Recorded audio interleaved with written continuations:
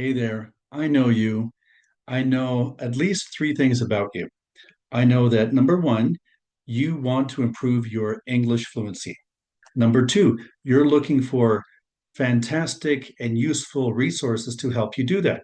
And number three, I will wait to tell you that until the end of the video. So stick around for that because I think it's kind of an interesting reveal. You're looking to improve your English fluency. Well, I'm here to help you with that. How am I going to do that? Well, I'm going to kind of change your perspectives on things. 25 years of teaching experience that I have. And in fact, I still have a full teaching schedule, classes every day. So I'm going to give you that insight. And we're going to focus on three areas of interest, three areas to focus on. So, are you ready? Let's dive in and let's start now. Focus area number one. Area to focus on is motivation. Motivation is absolutely essential, but I think a lot of people confuse this with consistency. So, if you have consistency versus intensity, I think consistency wins. You can have this short burst of energy, very intense, but over the long term, you want to be consistent. That will give you better results. But what I'm saying is a lot of people, in fact, mistake what motivation is. But motivation is a person's willingness to do something, it's their desire to do something. So you need to find your motivation.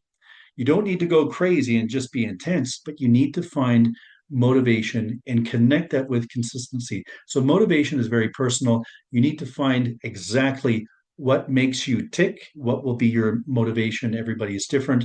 And of course, if you generate your own interest in something, you're going to have a higher level of competency in that. So, number one is motivation. You need to find your motivation. Only you can do that. Let me give you a quick story about that. So, I have a good friend of mine. Um, he's old like me, but he used to be a semi-professional soccer player or football player, and he was fantastic. He was the goalie, but he just told me a few months ago that he never really liked soccer. He didn't like to play. He was fantastic, but he didn't like to play. He had a passion. His passion was baseball.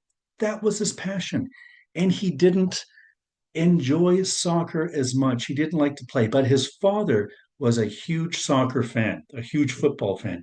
And for that reason, he played because he wanted to spend time with his father. So he did really well in soccer. But imagine if he would have continued his pursuit of baseball. I mean, imagine if he would have focused on that. He would be maybe an all-time great player, the Ronaldo of baseball. I don't know. So you need to find your motivation and you need to be honest about that. And then you need to connect with that personally. So, motivation is something that you have to focus on. Okay, good, good. So, number two,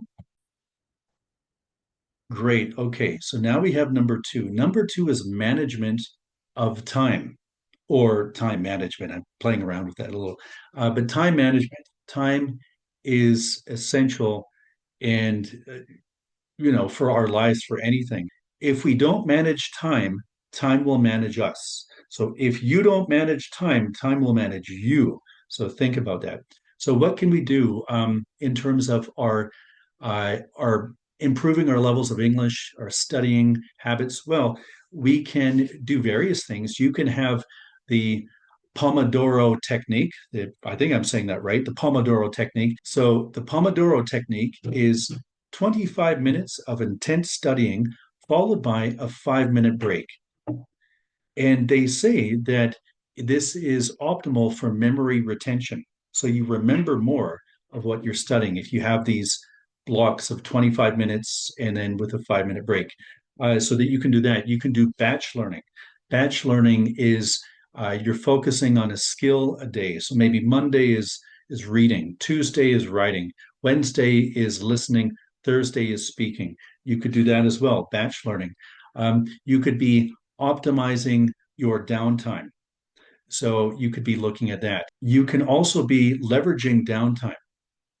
So leveraging downtime would be maybe during your commute, you're going to work and you're coming back. You could be listening to English music, a podcast, an audiobook. I mean, you're in the car, you're on the bus, you're on the train, you're at the airport, you're going to the supermarket, whatever you're doing, you could be leveraging downtime. So that's also a technique that you can use. But you have 24 hours during the day, and everybody has that amount. Nobody has more. So you could be scheduling time for English. You have to personalize it. Everybody's different, but you can always find time. It could be like Friday night. You haven't been studying English that day, and you have a Friday night a 5 minute emergency speaking session. So you're just getting a couple of random questions and you're speaking. Or if you're using a YouTube channel to have some interactive speaking uh, videos, you can do that. But again, you have to manage your time or else time will manage you. Okay, so let's see. Number three. Number three. Number three is materials. You have to focus on your materials. That's really important. There's you can diversify your materials as much as possible, and now in this day and age, we can do that. So you need to find materials that you connect with. Don't do materials that you think are boring.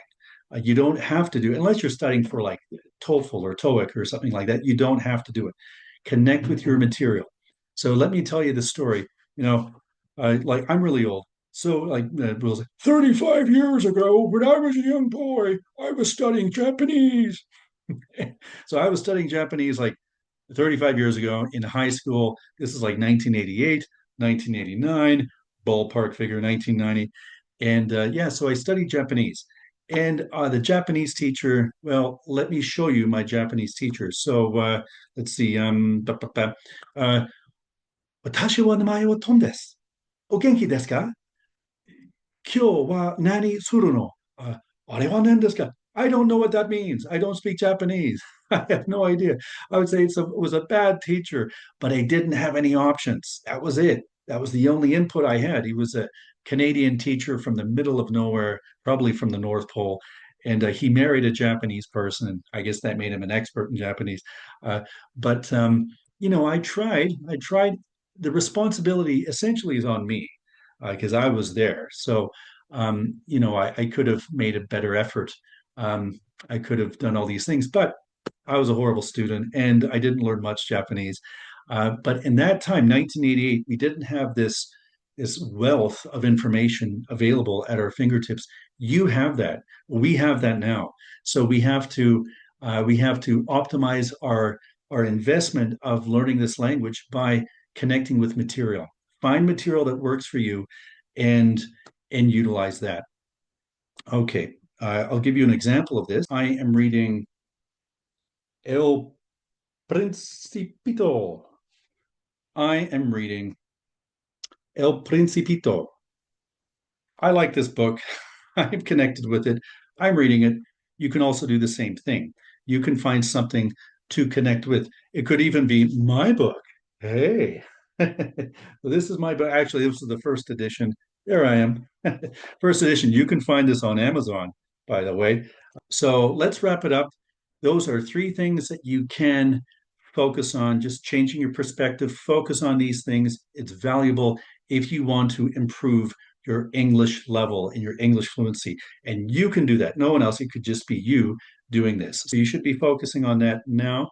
Those three things will help you increase your fluency quickly. Just focus on that. You can do it. If you like this video, smash the like button. And if you find value with this video, share it with your friends, share it with a family member that could benefit from it. Also, don't forget to subscribe to the channel. That always works. You won't miss an opportunity to practice with me. Wait. Something else I want to share with you is insight to who you are. So I know that you are trying to improve your English, and I know that you are looking for different resources and different materials. And I know that you are intelligent and focused because you have stayed until the end of the video. So I'm just going to say that you're fantastic as well. High five. But you're intelligent and focused. And from my observation of 20, probably 27 years of teaching English, I can see you in the classroom. There you are. I can see you. You're part of you're that group, that select group of students who will maximize their language capabilities. And I see you, I know you, you're over there, and I appreciate your time, your dedication. I admire it as well. So I hope that you enjoyed this. Focus on those three things, and yeah, have a great day. And I'll see you in the next video. Take care.